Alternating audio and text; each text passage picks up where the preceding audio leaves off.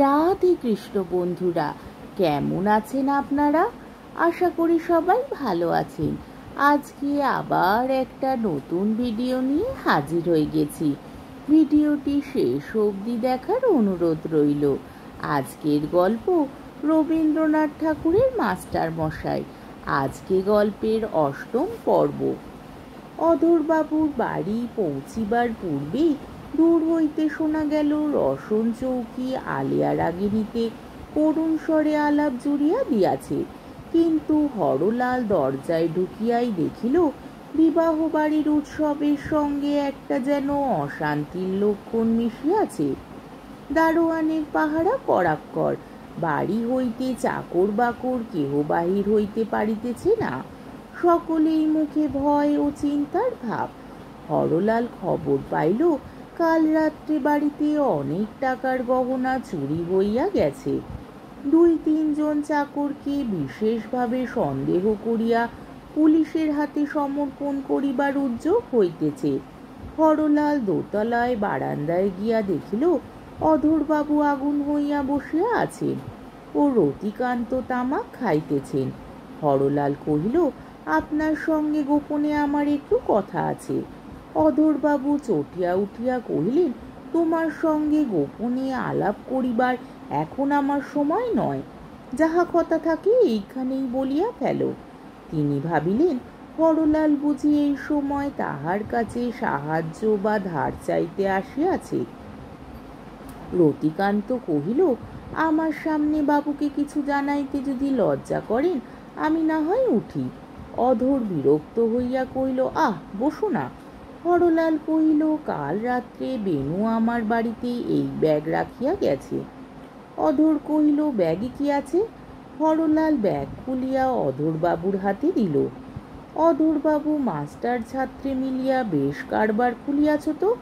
জানিতে এই চোরাই মাল বিক্রি করিলে ধরা পড়িবে, তাই আনিয়া দিয়াছ? মনে করিতেছ সাধুতার জন্য বকশিস পাইবে? তখন হরলাল অধরের পত্রখানা তাহার হাতে দিল। পড়িয়া তিনি আগুন হইয়া উঠিলেন। বলিলেন, আমি পুলিশে খবর দিব।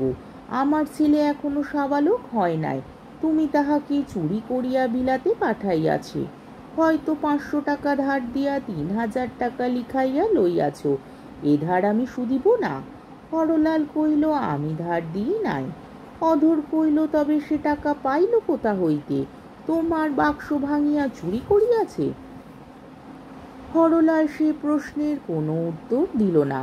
রতিকান্ত টিপিয়া টিপিয়া কহিল, ওকে জিজ্ঞাসা করুন না 3000 টাকা কেন, 500 টাকা উনি কি কখনো চোখে দেখিয়াছেন? যা হোক, গয়না চুরির মীমাংসা হওয়ার পরেই বেনুর বিলেত পালানো লইয়া বাড়িতে একটা হুলুস থুলুস পড়িয়া গেল। হরলাল সমস্ত অপরাধের ভার মাথায় করিয়া লইয়া বাড়ি হইতে বাহির হইয়া আসিল। রাস্তায় যখন বাহির হইল তখন তাহার মন যেন অসাড় হইয়া গেছে। ভয় করিবার এবং ভাবনা করিবারও শক্তি তখন ছিল না। এই ব্যাপারের পরিণাম যে কি হইতে পারে মন তাহা চিন্তা করিতেও চাহিল না। গলিতে প্রবেশ করিয়া দেখিল তাহার বাড়ির সম্মুখে একটি গাড়ি দাঁড়াইয়া আছে। চমকিয়া উঠিল। হঠাৎ আশা হইল বেনু ফিরিয়া আসিয়াছে। নিশ্চয়ই বেনু। তাহার বিপদ যে সম্পূর্ণ নিরুপায় রূপে চূড়ান্ত হইয়া উঠিবে এ কথা সে কোনো মতেই বিশ্বাস করিতে পারিল না। তাড়াতাড়ি গাড়ির কাছে আসিয়া দেখিল গাড়ির ভিতরে তাহাদের আপিসের একজন সাহেব বসিয়া আছে।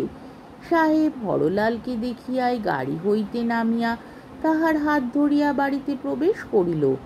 জিজ্ঞাসা করিল, আজ মফস্বলে গেলে না কেন? আপিসের দারোয়ান সন্দেহ করিয়া বড় সাহেবকে গিয়া জানাইয়াছে, তিনি ইহাকে পাঠাইয়াছেন। হরলাল বলিল, 3000 টাকার নোট পাওয়া যাইতেছে না। সাহেব জিজ্ঞাসা করিল, কোথায় গেল? হরলাল জানি না এমন উত্তরও দিতে পারিল না, চুপ করিয়া রহিল।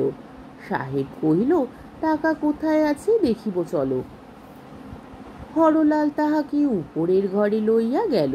সাহেব সমস্ত গনিয়া চারিদিক খুঁজিয়া পাতিয়া দেখিল বাড়ির সমস্ত ঘর তন্ন তন্ন করিয়া অনুসন্ধান করিতে লাগিল, এই সমস্ত ব্যাপার দেখিয়া মা আর থাকিতে পারিলেন না। তিনি সাহেবের সামনে বাহির হইয়া ব্যাকুল হইয়া জিজ্ঞাসা করিলেন, ওরে হরলাল, কি হইল রে? হরলাল কহিল, মা, টাকা চুরি গেছে। মা কহিলেন, চুরি কেমন করিয়া যাইবে? হরলাল, এমন সর্বনাশ কে করিল? হরলাল কহিল, মা চুপ করো। সন্ধান শেষ করিয়া সাহেব জিজ্ঞাসা করিল, এ ঘরে রাত্রে কে ছিল? হরলাল কহিল, দ্বার বন্ধ করিয়া আমি একলা শুইয়াছিলাম, আর কেহ ছিল না। সাহেব টাকাগুলা গাড়িতে তুলিয়া হরলালকে কহিল, আচ্ছা, বড় সাহেবের কাছে চলো। হরলালকে সাহেবের সঙ্গে চলিতে যাইতে দেখিয়া মা তাহাদের পথ রোধ করিয়া কহিল, সাহেব, আমার ছেলেকে কোথায় লইয়া যাইবে? আমি না খাইয়া এ ছেলে মানুষ করিয়াছি, আমার ছেলে কখনোই পরের টাকায় হাত দিবে না। সাহেব বাংলা কথা কিছু না বুঝিয়া কহিল, আচ্ছা আচ্ছা। হরলাল কহিল, মা, তুমি কেন ব্যস্ত হইতেছ?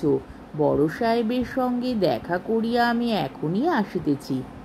মা উদ্বিগ্ন হইয়া কহিলেন, তুই যে সকাল থেকে কিছুই খাস নাই। সে কথার কোনো উত্তর না দিয়া হরলাল গাড়িতে উঠিয়া চলিয়া গেল। মা মেজের উপরে লুটিয়া পড়িয়া রহিলেন। বড় সাহেব হরলালকে কহিলেন, সত্য করিয়া বলো, ব্যাপারখানা কি? হরলাল কইল, আমি টাকা লই নাই। বড় সাহেব কইল, সে কথা আমি সম্পূর্ণ বিশ্বাস করি, কিন্তু তুমি নিশ্চয়ই জানো কে লইয়াছে। হরলাল কোনো উত্তর না দিয়া মুখ নিচু করিয়া বসিয়া রহিল। সাহেব জিজ্ঞাসা করিল, তোমার জ্ঞাতসারে এ টাকা কে লইয়াছে? হরলাল কহিল, আমার প্রাণ থাকিতে আমার জ্ঞাতসারে এ টাকা কেহ লইতে পারিত না। বড় সাহেব কহিলেন, দেখো হরলাল, আমি তোমাকে বিশ্বাস করিয়া কোনো জামিন না লইয়া এই দায়িত্বের কাজ দিয়াছিলাম। আপিসের সকলেই বিরোধী ছিল।